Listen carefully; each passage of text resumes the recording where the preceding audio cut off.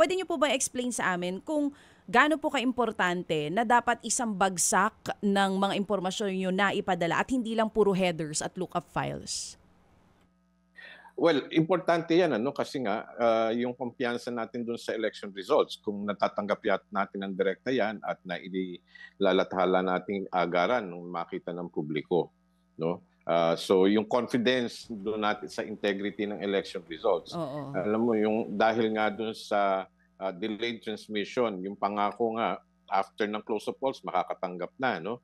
Dahil may mga presinto na ready na at that time para mag-transmit, naghintay lamang sila ng oras dahil mas maaga nga sila siguro na natapos yung mga botante. So may mga ilang presinto na ready na mag-transmit after the close of polls, no? Dahil nga na-delay ng mga 2 oras, 1.5 hanggang 2 oras yung pag-transmit ng election returns, hindi lamang kami na tumatanggap ng resulta na yan, kundi yung publiko mismo nagtataka bakit wala pang lumalabas na resulta.